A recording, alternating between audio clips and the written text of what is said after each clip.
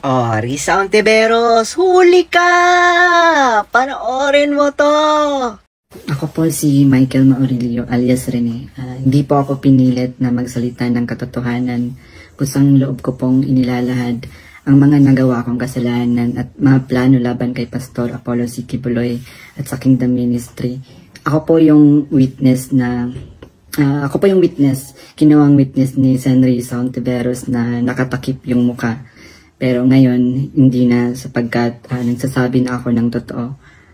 Binayaran po ako ni Sen. Risa Ontiveros para mag-testify laban kay PRRD, VP Sara at kay Pastor Apollo C. Quiboloy. Lahat ng sinabi ko at kasama ko doon na nag-witness sa Senado ay ginawa lamang ni Sen. Risa upang papagsakin si Pastor at ang buong kingdom at kunin ang kanilang mga ari-arian.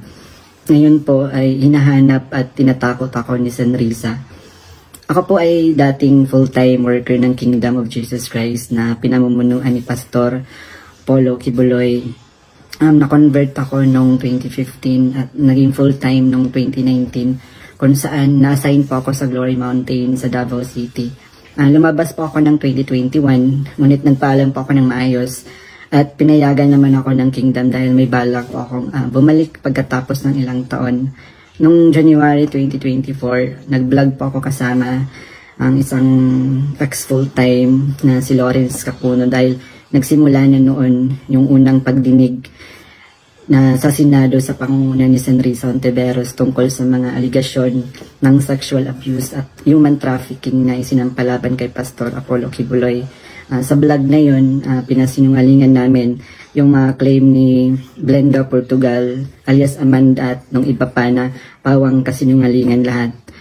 Noong February 2024, kinontak ako ng isang ex-full-time na si Shishir Bandari at inalok na maging witness sa Senate investigation ni Senador Risa kapalit ng financial assistance.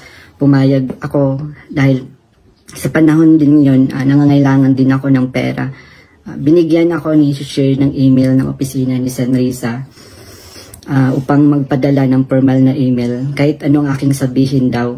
Sabi niya kapag nakipag-usap ako sa kanila, sabihin ko lamang na taga-kingdom ako at lumabas na sa ministry at idagdag ko daw na sinasaktan ako ni Pastor. So sa aking email, sinabi ko doon na galing ako sa kingdom at lumabas noong 2021. Ilang araw pagkatapos noon, kinontak ako ng isang staff ni Sen. Risa na si Fiona upang makipag-meet sa akin through video call. Sa pag-meeting namin kay Attorney J. Becama, Chief of Staff ni Sen. Ontiveros, pinagawa ako ng affidavit tungkol sa mga gawain ko sa loob ng kingdom, mga transaction at operation na kinasangkutan ko. Ang isinulat ko doon ay pawang mga personal kong experience lamang at wala akong binanggit na pananakit, sexual abuse o human trafficking sa aking salaysay. Matapos kong ibigay yung affidavit, muli kaming nag-meet ni Attorney Becama. Pagkaraan ng 2 araw, binigyan niya ako ng revised affidavit na naglalaman na ng mga karagdagang aligasyon ng pananakit ni Pastor na hindi ko naman naranasan o nakita. Kasama rin dito yung maling pahayag na ako daw ay nasa-assign sa SMNA News kahit hindi totoo dahil ako ay nasa Glory Mountain mula 2019 hanggang 2021. Nandun din yung aligasyon na sa di umano ay nasaksihan ko tungkol sa mga baril na sangkot sina Sara Duterte at dating Pangulong Rodrigo Duterte na hindi naman totoo dahil wala naman akong nasaksihan na ganoong pangyayari. Pinilit din akong idagdag yung pangalan ni Senador Bongo at Senador Bato de la Rosa sa affidavit kapalit ng mas malaking halaga ng pera. Pero hindi ko na sila isinama kasi baka umattend sila sa hearing at magtanong at makorner ako. Yung pag-appear ko sa Senate ay may reward na 500,000 na ibinigay nila sa akin at dagdag na 500,000 nang isinama ko si Sara Duterte at si dating Pangulong Duterte. So 1 million po lahat ng binigay sa akin. Isang linggo before ang Senate hearing noong February 19, 2024, pinatira ako sa isang condo kung saan ako ay biniriefing at tinuruan tungkol sa mga dapat na isasagot ko sa tanong ni Senador Risa. So sa araw ng hearing, umiyak ako dahil sa konsensya habang binabasa ko yung script na alam ko naman na hindi totoo at hindi ginawa ni Pastor ng Kingdom. Pagkatapos ng hearing, tinago ako ni Sen Risa sa kanyang condo sa Manila at inutusan na maghanap pa ng ibang pwedeng maging witness kapalit ng pera dahil may mga susunod pang hearing. Sa buong taon ng 2024, nanirahan ako sa condo ni Sen Risa at nung January 2025, lumipat ako pansamantala sa isang safe house kung saan nakasama ko doon sina Mutabato at iba pang mga biktima ng extrajudicial killings. So sa bawat research o information na aking naibibigay sa Senado, nakakatanggap ako ng rewards na 12,000 na ibinibigay ni Sen Risa sa pamamagitan ng kanyang staff na si Sir Ryan. So sa kabilang sa mga na-research ko, nagawa kong research, yung inimbentong Angel of Death daw ng Kingdom na inimbento ni alias Jackson, si Edward Masayon. Kabilang doon yung na-research ko yung mga member at yung mga general na nag-courtesy call kay Pastor. Noong August 29, 2024, nag-dinner meeting kami nila Blenda Portugal alias Amanda, kasama ang kanyang legal team na sina Attorney Joanna Paula Domingo at ng Office of the Special Assistant to the President at si Attorney Ian Interina at yung kasama yung abogado ko na si Attorney Ange May Bagudio sa isang hotel sa Quezon City. Pinagplano nila kung paano idiin ang kaso ni Pastor at ininggan niyo akong mag-file ng kaso. Sabi ni Attorney Domingo na mas maganda mag-focus kami sa human trafficking dahil mahina ang kaso sa sexual abuse. Sabi pa ni Attorney Domingo na matalik siya na kaibigan ni Attorney Pearl Angelica na dating abogado ng Kingdom at dating namuno sa Jose Maria College. Ayon sabi ni Attorney Domingo, sabi sa kanya ni Pearl na umalis na sila sa Kingdom at alagaan mo daw si Amanda at siya na ang umawak ng kaso laban kay Pastor. Kasamang kanyang kapatid na si Attorney Lady Jade Canada at si Shishir Bandari sa US na nabanggit ko na kumontak sa akin upang siraan si Pastor. Dagdag pa ni Attorney Domingo na gumagamit sila ng private jet mula kay Secretary Antonio Lagdameo papuntang Davao para sa kaso ni alias Amanda dahil sabi ni Attorney Domingo ito ay para sa seguridad nila sapagkat may natatanggap daw silang security threat. Noong mga panahong iyon, nagkaroon din kami ng pag-uusap ni alias Amanda, si Blenda Portugal, kung saan tinanong ko siya tungkol sa kalagayan ng kanyang kaso sa sexual abuse at human trafficking. Sinabi niya sa akin na mahina daw talaga yung kaso sa sexual abuse sa Pasig at gusto na niyang sumuko. Kaya lang may mga nagsusulsul daw sa kanya na ituloy pa rin yung kaso. Nakiusap niya lang siya sa akin na tulungan ko siya maging witness sa kanyang kaso sa human trafficking. At nanghingi pa siya ng ebidensya kung meron daw akong naipon or naitago ng mga patunay sa sexual abuse. So, ipiniliwanag ko sa kanya na wala akong ebidensya dahil hindi ako kasama sa mga pangyayaring iyon dahil nagsimula lamang ako bilang full-time noong 2019 at hindi rin ako biktima ni Pastor kaya wala akong maibibigay na ebidensya. Sinabi ni alias Amanda na mag-focus na lang ako sa human trafficking at maghanap ng mga ebidensya kung mayroon pa akong naitatagong impormasyon. Sinabi ko sa kanya na maghahanap ako ngunit wala talaga akong ebidensya dahil hindi naman talaga totoo ang mga aligasyon. Sabi ni Attorney Domingo na hinahanapan daw nila ng butas upang makasuhan at madisbar si Attorney Israelito Torion upang mawala na daw ito dahil sabi niya magaling daw ito.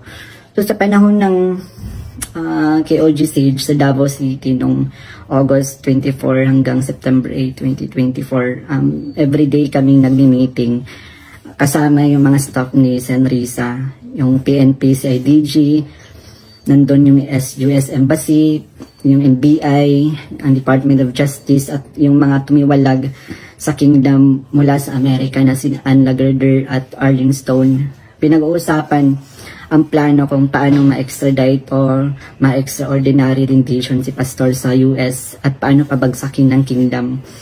Ang pangunahing pinag-uusapan mga meeting ay ang plano sakaling mahuli si Pastor ay ang plano ay agad siyang extradite sa US at bawiin ang kaso na isinampa ni alias Amanda upang mapabilis ang extradition ni Pastor kapag siya ay nahuli. Subalit, hindi ito natuloy dahil sa pag-aalala sa US na maaaring manalo si Donald Trump sa panahong iyon na nagdulot ng paghina ng kanilang connection sa gobyerno ng US.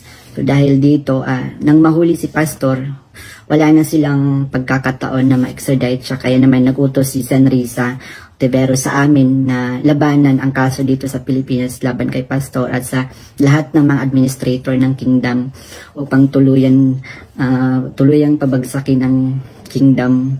So tinatanong kami ng paulit-ulit kung may alam kami tungkol sa isang bunker daw nung panahon ng KOG Siege dahil kapag nahanap daw nila si Pastor, babahan ng pera at may bahagi kami doon.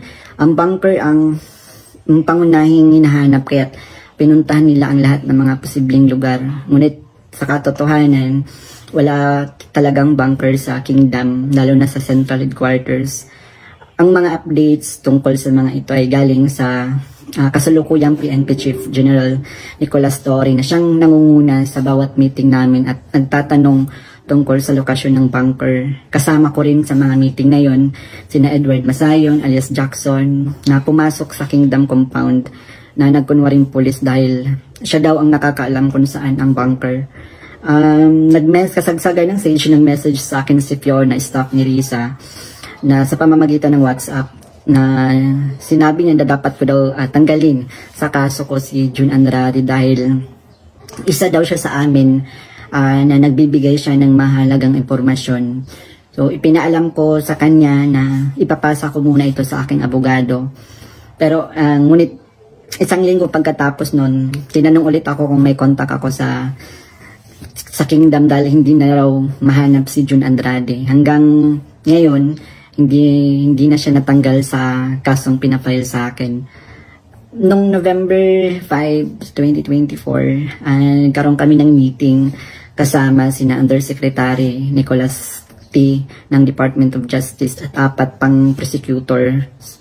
Ang naalala ko doon si Prosecutor Olivia Torrevillas, si alias Amanda, kanyang mga abogado, si Attorney Domingo at si Attorney Ian, 3 representative from NBI, 2 lawyer at 1 agent. Ang sabi ni Yusek sa amin, bawat isa sa amin na nag-witness sa Senate investigation na ginawa ni Risa ay may naka-assign na mga administrator ng kingdom na kakasuhan namin. Mayroon reward na 1 million pesos kung magfa-file kami ng kaso laban sa kanila upang tuluyan na daw masira at mawala ang kingdom at makuha na nila yung mga ari-arian ni Pastor at ng kingdom. So sa akin, naka-assign yung 2 administrator na sina Eleanor Cardona at si Marlon Rosepe. Pati na rin yung 2 key person ng SMNI na si Cristina San Pedro at si Hannah Jane Sancho. May 2 minister, si Carlo Catiel at si Rico Mandin, at coordinators na sina Grace Mandin at si Corazon Dupalag. At yung kay alias Jackson naman, yung naka-assign sa kanya, yung mga lalaking administrator, katulad nila Marlon Nacobo, nasali si Sister Elizabeth Carion, and kay alias Jerome naman, naka-assign sa kanya yung mga administrator ng mga babae na sina Neneng Lizada at si Teresita Dandan. So sa iba't ibang araw na mga meeting namin, kasama ko yung mga dating full-time worker ng kingdom na lumabas dahil sa mga nagawang kasalanan sa loob ng ministry. Doon sina Arlene Stone at Ann Lagerder na parehong sumasali through Zoom mula sa US na tinutulungan sila ng FBI. Si Regina Arevalo naman na siyang scriptwriter ng karamihan ng mga binabasa namin sa Senate hearing. Pati na rin yung mga kasama kong mga fake witness na sina Tirao alias David, si Edward Masayon alias Jackson, si Joar Olimba alias Jerome, si Renita